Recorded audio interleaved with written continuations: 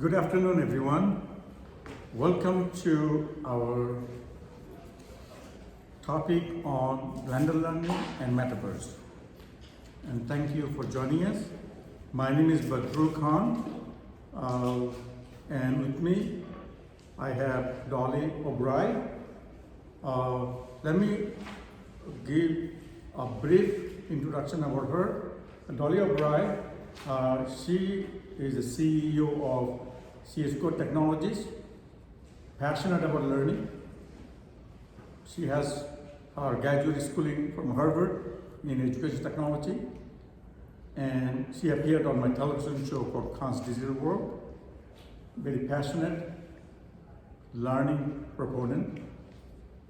And myself, I'm Badrul Khan, originally from Bangladesh, came to the United States in 1981, walked through my college, and I was a founding director for education technology graduate program at the University of Texas, Brownsville, and also same position, founding director for education technology at the George Washington University.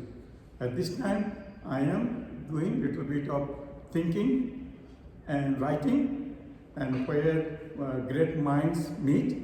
And one of the great minds that I have here is Dolly O'Brien, and I'm going to be making this session is more conversational. Okay, having said that, let me briefly continue.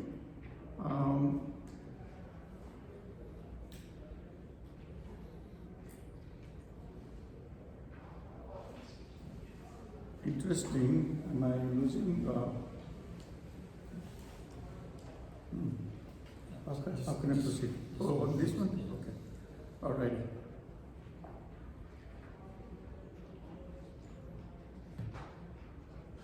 Oh, is that the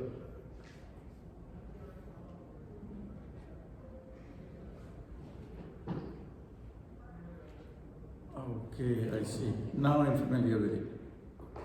All the changes in technology. Can you help me proceed?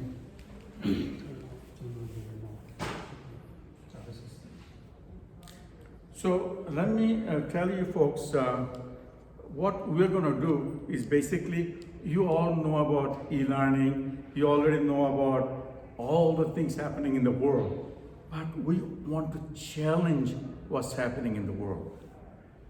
What is metaverse? How they're going to have implications in training and education? We're going to ask all the tough questions, and I am in the position of questioning, and Dolly is in the position of answering. So I'm not in a challenging mood at all. She will be in the challenging mood. So, so this slide doesn't have the... So is it the correct? I don't know who put it in here. This is only 2 slides. Oh, is this from them? Yeah. Oh, this is supposed to be... If you have it, your one will... So, how many of you are familiar with the terms metaverse? What does metaverse mean to you? Anyone? Metaverse? Yes? Well, it's kind of like, is it an immersive VR environment, virtual reality environment? Kind of like Second Life. Okay. And what I have been thinking of is this. Now we have, after the COVID-19, we already masked, we work remotely, our lifestyle has changed. And so we had to learn how to do blending using best of all different ways. So if my PowerPoint works, what I try to do, I have a blended learning approach, meaning that first, what is the content that you're teaching? And how do you decide which content is appropriate for face-to-face classroom-based learning versus virtual? So simply, in the Bloom's taxonomy, from low cognitive to high cognitive, anything hands-on, it is high cognitive. Anything like a comprehension, knowledge level is low cognitive. So anything to do with the low cognitive level, you can use asynchronous way of learning and teaching or virtual. Anything with hands-on, high cognitive level in Bloom's taxonomy, you need to use synchronously. So for first thing you need to think about what is I'm teaching, what are the courses. If I have an umbrella, I have every spoke of the umbrella as an objective. Each the objectives are coming from the low cognitive level. You can use it for virtual learning, asynchronous method. But anything hands-on, high cognitive level, you have to use either physical classroom or some ways to virtual. So having said that the world has changed, and in this world, we need to start blending. Technologies will appear, will come. You need to start challenging it. What's in it for learning? What is for cognition improvement for our learners? So you need to, don't get too excited with all the technologies is thrown to you. Rather, challenge technologies. So here, my job is to challenge, basically, how I challenge metaverse, for example. So to do that, what I will do, here's a book that came out, award-winning book on, this is on data mining, is the framework. This is my e-learning framework. And here, another book on micro-learning on the framework. So framework has 8 dimensions. So with 8 dimensions, we're gonna challenge metaverse. And like I said, in this challenging situation, Dolly is gonna answer. But don't think that she is coming with any specific group of industry or institution to answer those. She's gonna answer based on her knowledge and how we can proceed. So if you are thinking of using metaverse, you should be starting to thinking about these challenges. So, you see, first of all, if you have to put the learner at the center of this octagonal framework where you have pedagogical concern. What about objectives? How about the learning outcomes? Technological. What is the infrastructure? What is hardware and software? Then you have interface design issues. How look and feel. Think about metaverse. Thumbs up is way to go in the United States. When I grew up in Bangladesh, thumbs up used to be like challenging.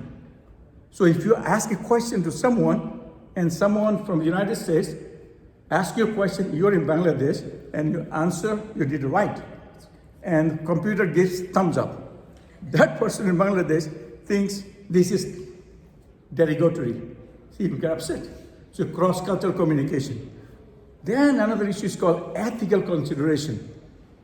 Ethical consideration, learner diversity, geographical diversity. Even in the United States, we have 6 time zones. I was a professor at George Washington University before. If I'm 8 in the morning, if I was teaching a course from there, it will be 4 in the morning in Hawaii. So that means the person is not going to give up the sleep to listen to my boring lecture. So that is within ethical dimension. Think about management. When I come to the class, what I do? I come with my notebook, start writing, but in online and virtual, we have to start to learn about how to manage our learning resources. The link should work or not. The next one would be evaluation. In face-to-face classes, we can evaluate, but in online or virtual environment, how do you do the learner assessment? How do you evaluate who created the course? Who did the graphics? And then it comes to another dimension, it's called institutional dimension. In face-to-face, you have the academic quality and you have student services.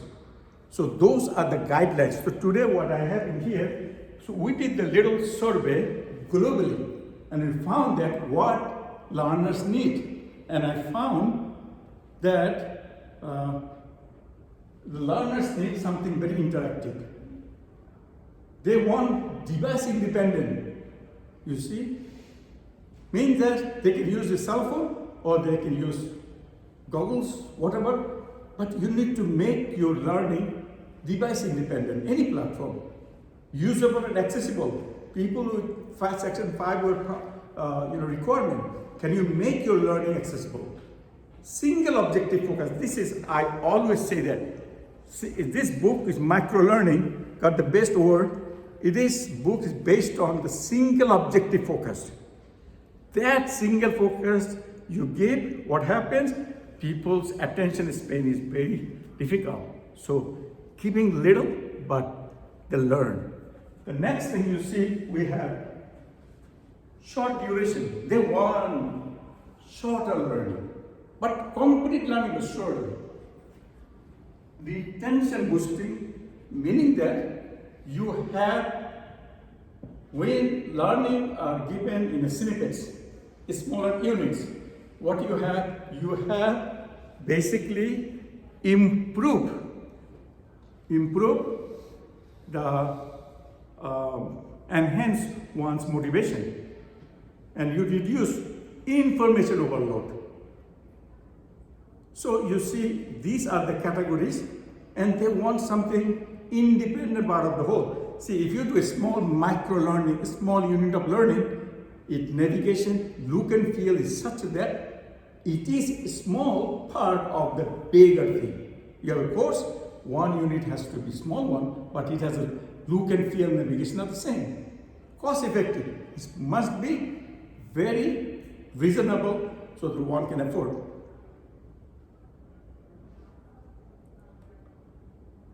So, our study, you see that blended learning is the new norm in education and training. So, in my framework, I was talking to you about pedagogy, technology. These are the guidelines.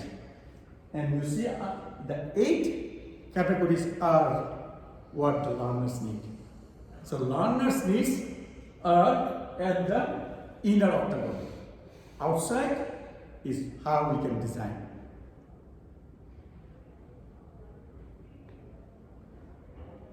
So today, what we'll do, today, first of all, I want to show you how to select, which I talked about already, which one is good for text, for the classroom, which one for the virtual, and then we will show you the design, and then we'll talk about assessment, and finally, we're going to have this conversation about metaverse. So this is comprehensive blended learning model. You see? In there, in the Bloom's taxonomy will help you, the guide, what to teach in what context. Should you teach it face-to-face or in the virtual? Next one is that the framework of guidance, and P3, people process model, how you go about doing it, what you're producing. You see? And finally, the assessment. The assessment part of it, how do you assess performance improvement? To do that, you have to either do proctor exam or virtual exam or video based. So you have to figure it out. But reality is this, someone on the TV says it's Meta is Meta may be virtual, but the effect would be real. So this is what is happening, but we're going to challenge this thing, and let's see. Today, the metaverse is a new innovation. So in my framework, you see the metaverse is right here. So we will talk about metaverse. I'm going to give, because of the time, we need to be very brief, I know. We will have Dolly O'Brien will be talking about metaverse. She has in her company dealing with metaverse, and then when she discusses what she's doing, then I'm going to ask her the questions about metaverse, and if we have time, still have time, we'll take your question too.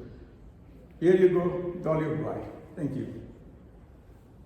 Thank you, Andrew. Good afternoon. How's everybody feeling? I know it's past 3 o'clock, past your bedtime, so I'm going to try to keep you awake a little bit. So, just briefly about our company, we have been in business for 3 decades. We are focused on DoD, education, training, modeling, and simulation, and immersive technologies. That's the genesis of our company, and we are very excited that we continue to evolve with the trends, tools, and technologies. Metaverse, of course, as you know, you've been sitting through it. It's a big buzzword these days, and it's not a new thing. It really isn't for some of us. For the younger folks, maybe, but some of us cynical people here, we've been around. So, Second Life, and there are synthetic learning environments, all kinds of things have been around. But today, thanks to Zuckerberg, we have this new terminology that everybody's embracing. But gamers, even the young people, have been living in a virtual world for a long time. They've been gaming. So what we're going to do over here today is not, I don't want to lecture you about Metaverse. I want to show you, because this is, everybody's hearing about it, but who is doing it, and how is it being applied, and what are the possibilities of application in learning and education and training. So that's, it is, just to recap, it is it is a digital world. It's a comprehensive merging of the digital with the physical worlds, and it's very portable, and it can be delivered anytime, any place, on any device, anywhere in the world. So, and then we also build once and we deliver on multiple devices and deploy anywhere. So these are some of the things that I'm sure they come to your mind. It is very scalable. It is democratized. Nobody owns this platform. So I know that Unity wants to claim, and NVIDIA and all these, they are just providing products that can be used in a metaverse. They are really, nobody owns it. It's absolutely open, and that's what is allowing it to be scalable. Anywhere in the world, people can be in a metaverse, and that is the exciting part of it. It's seamless, it's high fidelity, and then it is a really good place for social interactions and so on and so forth. That's where the kids, or the gamers, I shouldn't say kids, because the gamers are in all age groups, and they are meeting over there. It's interoperable. And then there is a lot of commerce that is going to happen if it's not already happening. People are selling in the metaverse. They're selling land, they're selling fashion, they're selling all kinds of products, and so you can make money in the metaverse also. And then we have NFTs, blockchain, even art is being sold. In fact, in India, I read this article, India does always the very interesting things that you never think about. They're having weddings in the metaverse, by the way. So if you are planning a big event, you can have it in the metaverse. I wish today we could have done this and met in the metaverse, but we didn't have enough licenses to invite everybody into our C-squared metaverse. But anyway, so this is something that we again talked about. The application doesn't necessarily need to be AR, VR. We are very fixated on virtual reality right now. We are very fixated on headsets. Look, you can actually access on any device. It doesn't matter. On your laptop, on your phone, on your tablets, doesn't matter. You don't necessarily have to have all these whiz-bang, expensive devices. It is infinitely scalable and persistent. It's a persistent world. It's available all the time. But anyway, let's just take a moment, and look at some of the applications where we are at C-Squared have been guiding our customers. We've been very busy for NATO, for example. We did a prototype with them back in February on how they can use it for instruction, classroom instruction, for joint planning exercises, for collaboration, and so on and so forth. We're also using it for training, adapting it in the classroom as well as going into the metaverse. Ravi, did you want to show some of these examples? Sure. So here's Ravi Garamella. He's our technical director, and he's going to show some of the examples. Thank you, Dolly.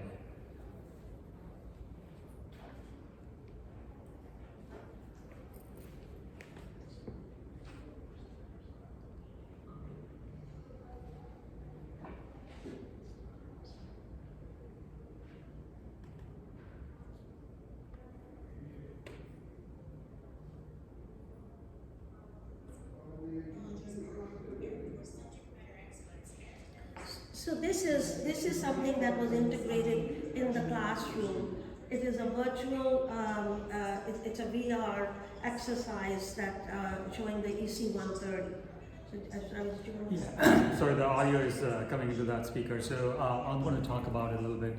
So originally this activity was done in a classroom. So what we did was we did a LiDAR scan of an EC130 and was able to photo stitch it. These are not even real models. So sometimes we do time to market is speed, right? So we took the classroom activities and converted into a VR activity using LiDAR scan and then using the 3D model composite. So what the students and the airmen were able to do is instead of just seeing pictures of it, they're able to put on a headset and experience it for themselves. The next version in the metaverse is nothing but more airmen as well, plus your instructors in the classroom coming in. Instead of meeting like this in a classroom, they can be anywhere in the world and be able to view and actually experience all the functionalities. So here the instructor can actually teach it in real time as everybody's walking through. So you can actually hold the class right in the metaverse, right in the VR simulation as part of the metaverse training technologies. So this is another example where we built a high fidelity model of an A-10. So the startup procedures, I'm not like a pilot or any Air Force background, so just by putting on a headset, within like 10 minutes, I could do the first 5 steps to start an A-10 airplane. So that's how powerful this technology can be as far as from a learning perspective. And we developed a digital twin of the A-10 aircraft, and that's what you just saw towards the end. So you can use digital twins, you can use it to train, you can use it to exercise, it doesn't matter, the sky is the limit. Also, simultaneously, the airmen can be at 2 different Air Force bases and looking at the same thing and collaborating, so it's also multi-user. It's all about the experience really, because Second Life and others were very static. You had a game, you had an event, but it was not really as dynamic as this is. So this is another example that, just remove the audio, that we did for ATC, where they had as part of the Amex Next pilot program, they had an existing instructor-led training that they want to pilot and see whether you could actually take the entire training and move it into virtual reality. So as part of this exercise, the Air Force went through a lot of modeling and simulation as far as 3D assets are concerned. But the Air Force was also looking for whether the knowledge does transfer or not. So that means the knowledge when the airmen are getting when they're in the class versus the knowledge the airmen will be getting when strapping on a headset. So what the data told us that the knowledge transfer did happen with 40% more efficiency versus a classroom activity. So this shows the power of virtual reality, and the next step of this particular aspect of the training will be able to bring in all people who want to access the class into the metaverse platform.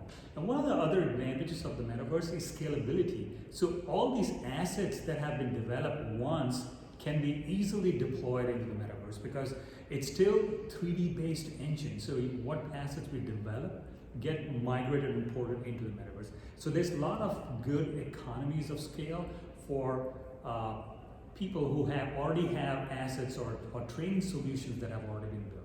So this is one good use case. In this case, the users, when you're strapping on a headset, you need to give some kind of an activity for them to, if they're putting on a headset for the very first time, just showing them and showcasing them, asking them to do certain tasks just to get used to the VR system. And what did we hear this morning from our Air Force customer? They had 42% increase in retention. Yeah. Yes. Go ahead. So yeah, they have like I said, 42% increase in retention as far as the knowledge goes. So this kind of shows us that this training in VR is very much positively for the airmen. Right.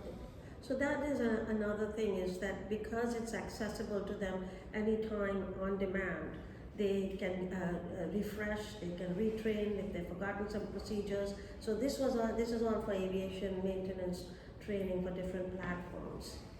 Okay. And not only that, they were able to even take the assessment in the VR headset. So it's like not like you're only doing bits and pieces of it. It was a full turnkey solution from start to finish.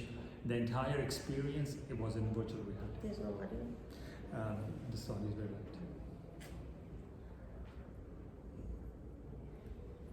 So we also want to show one other demonstration about digital twins. So this is what we did for Navy HYPACS. This system actually, high performance air compressor, goes on a nuclear submarine. From a training standpoint, we created a digital twin. So some of the challenges for systems like these are we had to make sure that they are accurate. So we actually used literally calipers to measure some of these components and make sure that they scale properly, so that when the airmen and when the technicians are training on these virtual task trainers or digital twins, they're able to troubleshoot it in their jobs. Great. Did you want to show the smart warehouse function? Sure. So, and the other thing that I'm sure you've heard about, all the 5G use cases that are being developed, they're testing all that. So it'll be, they want to make the soldiers independent when they're in the field, so they are not going, they're going to have full accessibility now even to 6G that they're experimenting with. So we are developing use cases for the Marine Corps right now on smart warehouses. So DoD funded only 6 companies and different elements of 5G use cases, and we got to develop the smart warehouse. And these smart warehouses, as you know, everybody you're seeing even in Ukraine, they have these depots and they have all kinds of supplies, and so this is to manage supply chain, to manage the inventory, to manage the auditing of the supplies in these depots and smart warehouses. So and this is all multiplayer as well. Right. So earlier, all our the solutions that we showed were like virtual reality. That means single player. With this particular use case, ultimately it will be deployed on a 5G network using the Cloud XR, and all this will be streamed into any of the devices. So instead of just targeting one specific device, you can be device agnostic and be able to stream any kind of VR experiences right on site. So this will ultimately be deployed on like a smart warehouse as part of the 5G technology. Any questions so far? Because we can show you a lot of products, but we want to make sure that you are getting something out of it. Go ahead. Earlier you mentioned the notion that at high blooms levels you needed synchronous delivery, but it seems like this is something where it's experiential and yet it could be self-paced. So I just wondered how those points reconcile. Right. So it all depends on what your end product is, right? So some of these are highly technical from a training standpoint, highly technical training. So in that case, a VR type scenario, on the job, or you put strapping on a headset, working with either your subject matter experts or your instructors. So that's the the use case that we have as far as the 5G using the VR headset, using the metaverse.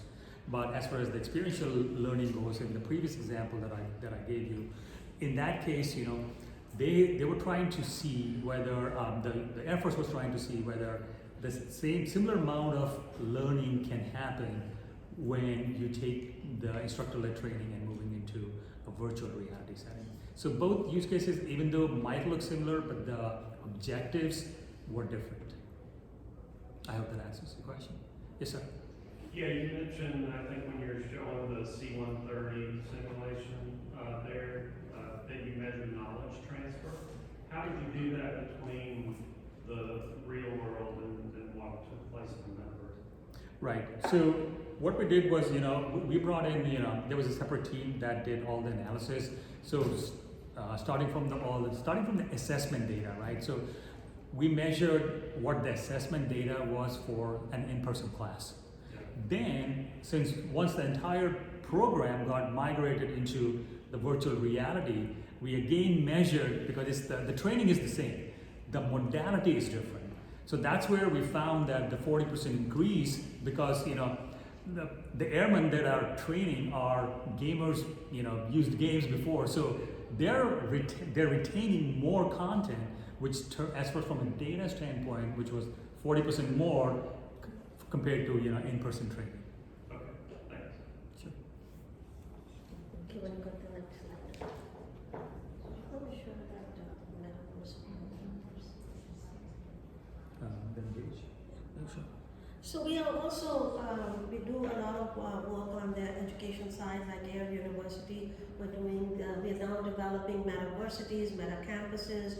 We also are using it for classroom instruction. So we invite everybody into our metaverse. We're using a tool called Engage. We invite them, and it's just like, so you may be sitting in Europe, in somewhere in Asia, wherever you may be deployed, you can actually feel like you're in a classroom, because now your avatar is interacting with each other and with the instructor. So here is something that we've been working with our customers on.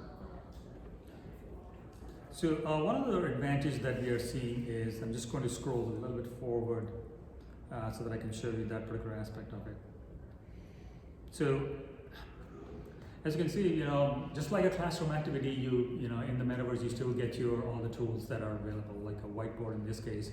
And one other advantage is being able to bring in 3D content, and especially that becomes very powerful. So let me just forward and bring in, show you an example of where we're using the 3D content. So here we are, we just brought in a loader, it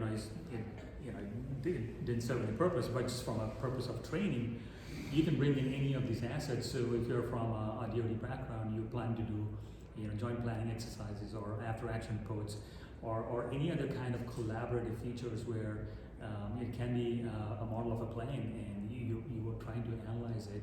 You can always bring all these 3D assets into the metaverse and engage and explore and do it as a team. But again, you don't have to be present in the classroom. You can be anywhere in the world and access it from any device. Let's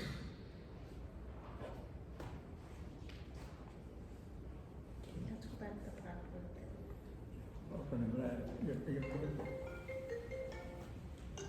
So anyway, you can see the sky's the limit in terms of how we can use 3D assets and use the metaverse, and it's really ideal for experience. It's really an experience more than anything else. You can even watch a concert with your family sitting in Seattle, and you're sitting here, you're sitting in the metaverse, experiencing the same thing. So that, unless you experience it, you really can't understand the power of it. So if any of you are interested, let us know, because we have a metaverse, we have licenses that we can invite you into the metaverse and you can actually experience it. So there are several issues and concerns. I mean, with anything, there are pros and cons of everything. So I'm going to turn it back to Dr. Khan to go over some of those. And if you have any questions, please ask us throughout this session. Well, thank you. Great presentation. People in the field of training and education often ask, okay, in a classroom you can moderate, you can monitor, but in metaverse, how are you gonna moderate and monitor, and it's not going to be easy? What do you say?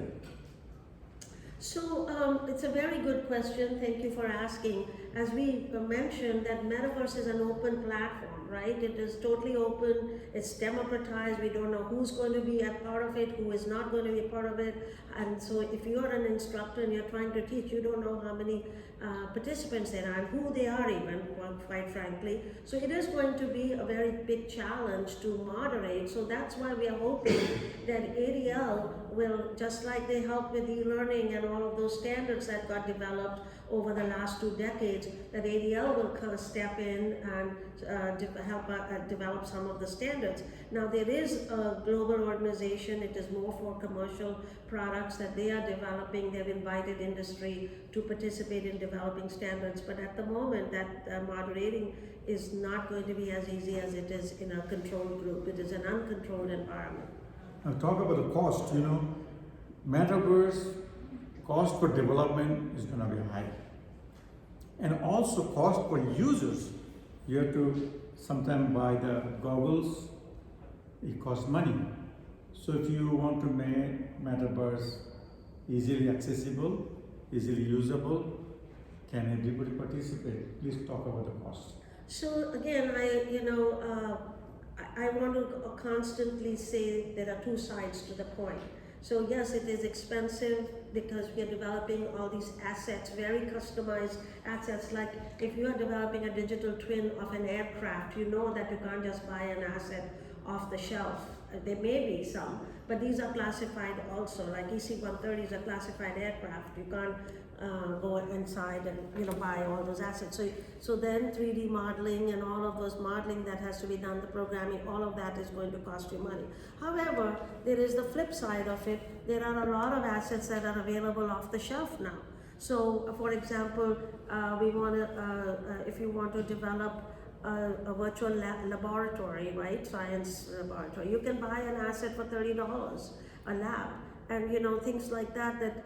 So that reduces the cost. And Ravi, did you want to weigh in on that? Yeah, I mean, one of the other things also, as far as cost is concerned, is what we need to think about when you're planning this is the scalability of it.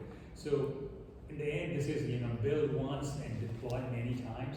So in the end, you have to think from your project standpoint is what's the reuse of it? What's your ROI on it? So and where else I can use this?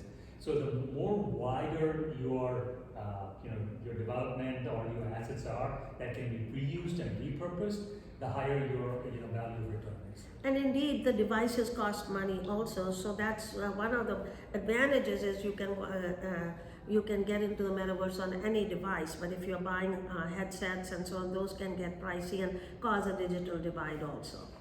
Well, let's talk about the bandwidth. Is it going to be something like 6G you need, or 5G, or 3G, 4G?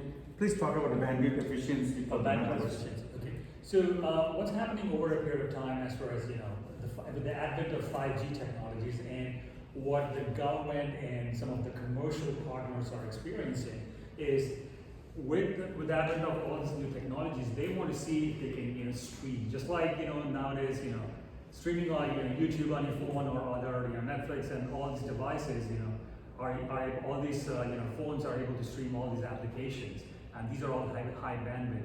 So the same thing is going to happen over a period of time.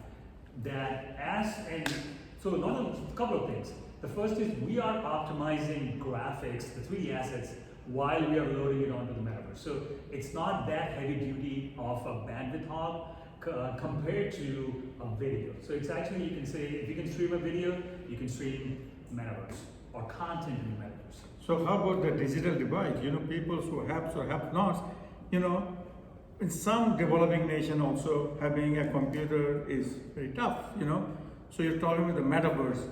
So will everyone have this access to metaverse for learning and training? Well, it's going to be, again, if there is a digital divide, there's needless to say that. I mean, Ravi just told me one of our programmers doesn't have access to the internet. I said, excuse me, in the US, in Norfolk, Virginia, doesn't have internet access. Today, internet access is, like, to me, when somebody says that I don't have internet access, so that means you can't go to work. It's akin to having a car to drive to work, same thing, or some transport. So this is a challenge, and also, which also goes back to bandwidth. If you don't have, even in the U.S., in Mississippi, Missouri, because we are delivering synchronous and asynchronous training and education to those areas, and they don't have high bandwidth areas, and it's very difficult. So the digital divide is going to only increase, and then also that means you're not inclusive and there is no equity. That immediately happens when it is not accessible to everybody. And then the other thing that I wanted to mention about is accessibility. We talked about it this morning. The US is really good about Section 508, making everything, even all our customers, they want to make sure that everything is 508 accessible. But metaverse, there are no rules, there are no standards. So how are you going to make it accessible? And devices don't always have all the functionalities to make it accessible. So accessibility is going to be another aspect that is going to cause a big digital divide because people, those who are visually impaired or hearing impaired or physically impaired even, they're going to have challenges with that. And the last thing that I wanted to mention was security and privacy. It's really important because now that you are wearing these devices and there are all kinds of people who are now monitoring your buying habits, your viewing habits, your biometrics, all that data, personal data is getting accessed very easily. And so that security is a very big issue, and privacy is going to be a very big issue, and nobody has the answer yet. So, stay tuned for more, but it is going to be a lot more chaotic before it gets organized till we get standards in place, some rules in place, but at the moment it's a free-for-all. Okay, in fact, I was asking her from 8 dimensions. So one of the dimensions is ethical consideration. What I hear these days, I have done some webinars globally. Teachers, trainers are complaining about mental health issues. Mental health. Now, for the metaverse, they immersion into a virtual world. So transitioning from physical world to the virtual world, how do you handle?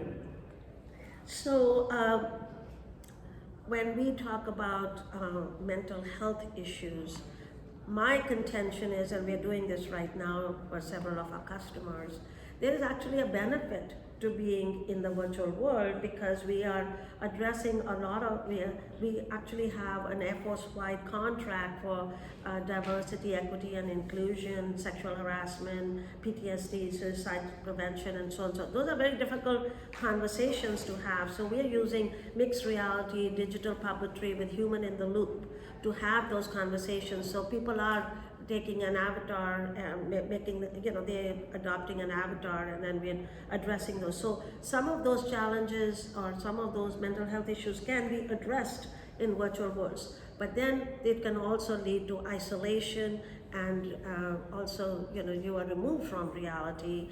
And so there is always two sides to this story. But I think there is a real benefit at the same time as there is a downside. Yeah, before I take one last question, because time is there, so I see that I put the learner at the center, ask question all around, and see how we can prepare better for the metaverse.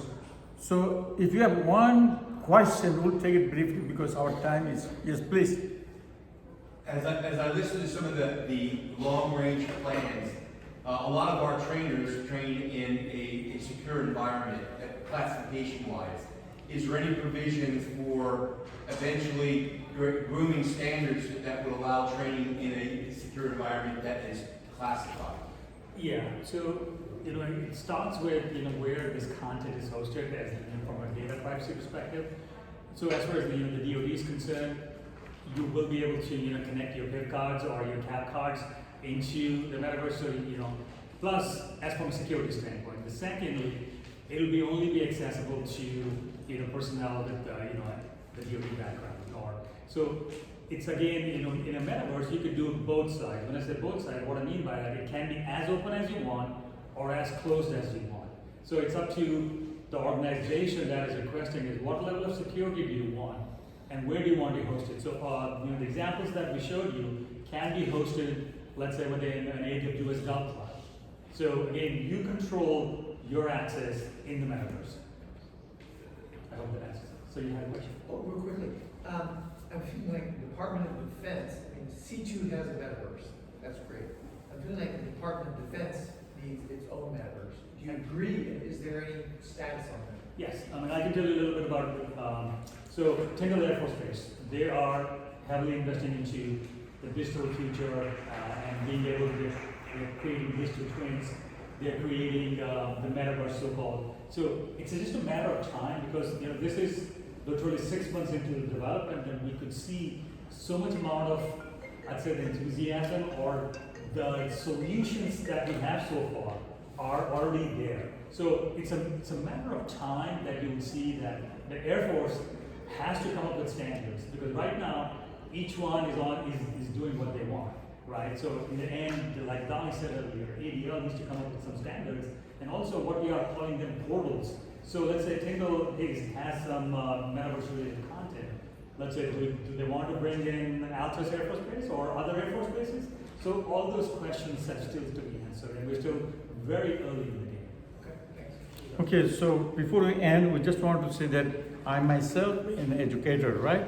So I want to make sure, you have a question? Okay, we wanted to make sure, like I said, these are the things that need a pedagogy, technology, all this. So how can we develop metaverse that will be meaningful for education and training? So all the questions that you have, these are very valid questions. We may not, within the scope of time, we could not answer them. You can write about it, we'll do research, and I am hoping that we'll do a book together called, Meaningful Metaverse. And also want to recognize one thing, I'm working on a book called Blended Learning with Harvey Singh in here, and this will be a Radcliffe publication, Blended Learning in the New Normal. So you know that, try to use your best knowledge of learning, whether you can blend it currently in your training or education. Thank you so much. And if you have any more questions, Dolly will provide that, and we will thank you all for coming. Appreciate it.